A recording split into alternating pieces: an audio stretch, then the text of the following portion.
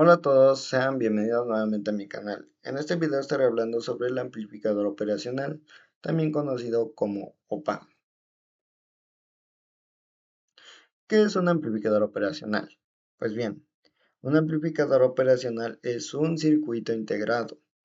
¿A qué nos referimos con circuito integrado? A que a este componente electrónico, o más bien a este dispositivo electrónico, lo componen varios componentes como transistores, resistores, capacitores, o sea, varios. Y estos componentes están ubicados en una única pieza de material semiconductor. Estos circuitos integrados usualmente tienen 8 terminales y son diseñados para amplificar la diferencia de voltaje entre sus entradas, las cuales veremos a continuación.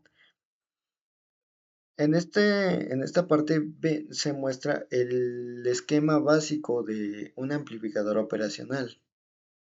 Vemos que su esquema tenemos dos entradas, la entrada inversora con signo negativo y la entrada no inversora con signo positivo.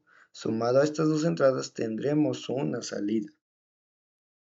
En la imagen de al lado tenemos el mismo símbolo, o mejor dicho, el mismo esquema, pero ahora aparecen dos terminales de polarización.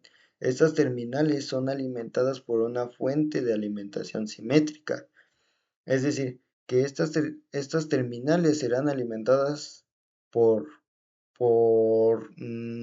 mejor dicho, tendrán el mismo voltaje pero con signo opuesto.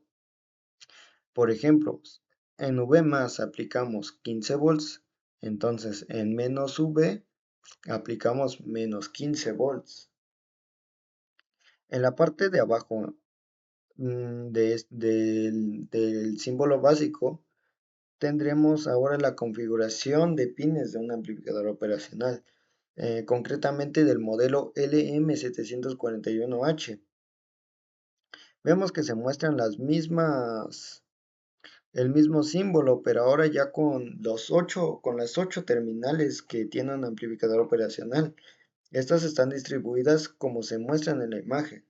Pero ya teniendo el circuito integrado, así que el encapsulado, pues nosotros no vemos como tal este símbolo, sino que vemos la forma rectangular que tiene. Y bueno, en la imagen de al lado, tenemos cómo están distribuidos esos pines, o sea, la distribución de las dos entradas, que puede ser en el pin 2 y 3 encontraremos las entradas, en el pin 7 y 4 los terminales de polarización y en el terminal 6 encontraremos lo que es la salida. Ahora se nos muestra cómo está compuesto internamente este amplificador operacional, el LM741H. Y a simple vista, ya dejando de lado lo de las entradas y la salida, vemos que un amplificador operacional mayormente se compone por transistores y vemos que es el símbolo que más abunda en este modelo del LM741. Ahora, antes de pasar a lo que es su funcionalidad, o mejor dicho, ya analizando la funcionalidad de un amplificador operacional, es necesario analizar un amplificador operacional ideal y un amplificador operacional práctico. En ambas se muestran los esquemas, tanto del ideal y del práctico. A simple vista ya con el puro esquema podemos notar algunas diferencias. Y estas diferencias son características propias de cada modelo. Por ejemplo, en el amplificador operacional ideal obtendremos una ganancia de voltaje infinita, es decir, que la señal de entrada que nosotros apliquemos a cualquiera de las entradas podrá ser amplificada hacia un valor infinito, o sea, no tendremos ningún límite. También la impedancia de entrada infinita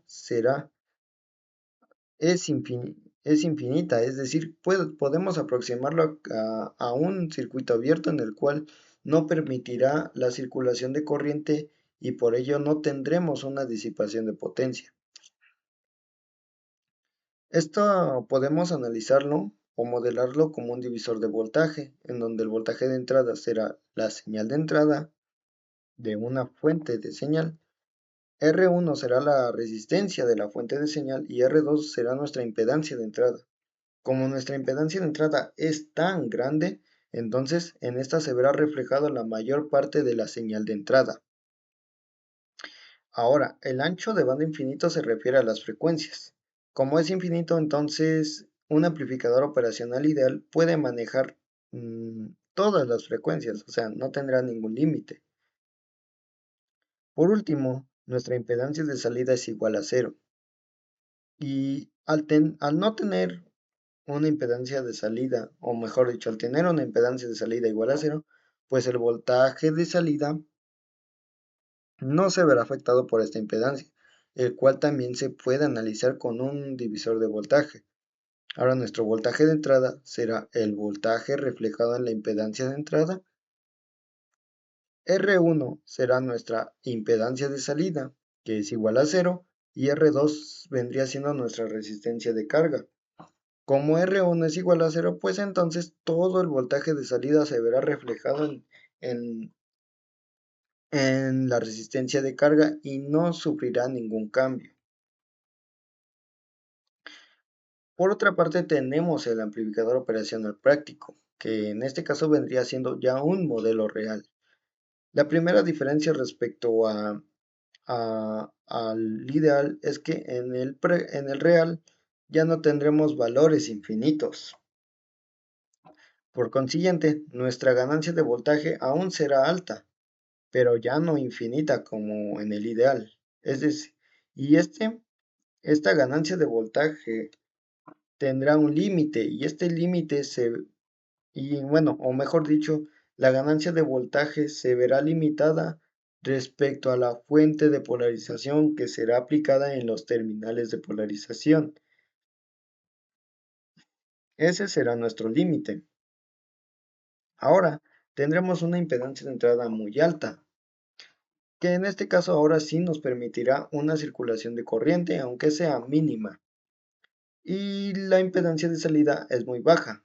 Esta vez pues ya no será igual a cero, sino que ahora sí afectará al voltaje de salida, ya que ahora sí tendrá un valor como tal.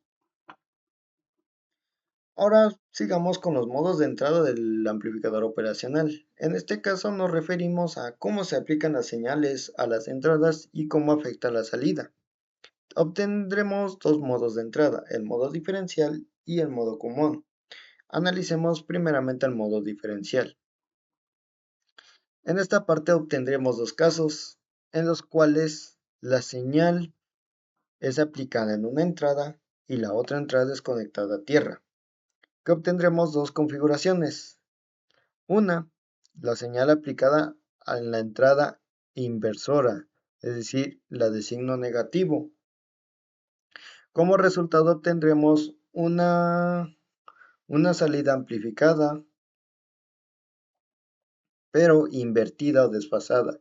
Y se puede notar en la forma de las ondas, que esta vez pues están invertidas, es decir, la señal de entrada primero pasa por los semiciclos positivos y luego por los negativos, y ahora en la señal de salida amplificada ya primero pasa por los semiciclos negativos y luego por los positivos. La siguiente configuración es la señal aplicada en la entrada no inversora. En este caso tendremos el resultado que la salida es amplificada con la misma polaridad. Esta vez pues se nos mostrará la misma forma de la señal pero amplificada, es decir, con un valor más grande. El siguiente caso es que se apliquen señales de polaridades opuestas a ambas entradas o en ambas entradas. Y se puede notar en la imagen que se aplican ahora dos señales de entradas diferentes a cada una de las entradas. Y bueno, en este caso, pues la señal de entrada pues será la diferencia respecto a estas dos entradas para que se analice una sola señal de entrada. Y como resultado tenemos que la salida o el voltaje de salida es la amplificación de la diferencia entre las señales.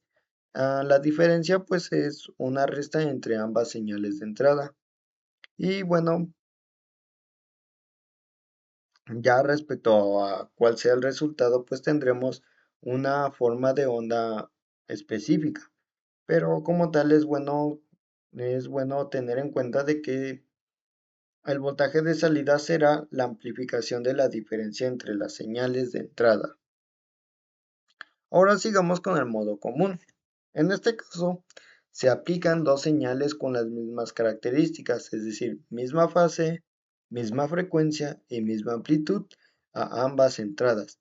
Como tenemos la misma señal en ambas entradas, entonces obtendremos como resultado una cancelación de las señales y por lo tanto un voltaje de salida igual a cero. Esto esto adentra a analizar una característica que es el rechazo en modo común, que se abrevia como CMRR. El, el propósito de esta característica pues es atenuar o eliminar entradas indeseadas, que comúnmente se les conoce como ruido, que llegan a ambas entradas. Y básicamente pues se nos dice que la diferencia de señal se amplifica y aparece en la salida. Como definición de esta característica tenemos que el rechazo en modo común es igual al cociente entre la ganancia de voltaje diferencial a lazo abierto y la ganancia en modo común, como se puede observar en la fórmula. ¿Cómo interpretar el resultado de esta ecuación? Pues bien, un rechazo en modo común más grande nos va a indicar una mayor eficiencia en la amplificación y la eliminación de señales no deseadas. También podemos expresar este rechazo en modo común en decibeles, la cual es la siguiente fórmula, que el rechazo en modo común es igual a 20 veces el logaritmo de la ganancia de voltaje diferencial a lazo abierto sobre la ganancia en modo común. Para terminar con el video, hay que también tener en cuenta la excursión máxima de voltaje de salida. Como lo analizamos en el amplificador operacional práctico, la ganancia de voltaje es alta pero no infinita y esta tiene un límite que es el valor de la fuente de polarización. Entonces, el voltaje de salida pico a pico no puede ser mayor que el voltaje de la fuente de polarización. Es decir, que, bueno, poniendo un ejemplo rápido, si nosotros queremos amplificar una señal de 1 volt y tenemos una fuente de polarización de, no sé, 10 volts, entonces, entonces nosotros, esa señal no se puede amplificar a más de 10 volts, ese será su límite. También tendremos una relación con la resistencia de carga, que nos dice que a mayor resistencia de carga, bueno, a mayor valor de la resistencia de carga, el voltaje de salida tiende a ser más grande y se irá aproximando al valor de la fuente de polarización. Es decir, que teniendo el ejemplo anterior, que si la señal de 1 volt y tenemos una fuente de polarización de 10 volts y con una resistencia de carga de 1 kΩ y nos amplifica, no sé, a 5 volts, si aumentamos esta resistencia de carga, no sé, a 4 o 5 kiloohms, podemos obtener un valor cercano a 10 que puede ser 9, 8 o 9 volts, por ejemplo. Y bueno, esto sería todo en este video, espero les haya gustado y les haya servido. Y nos vemos hasta el próximo video. Adiós.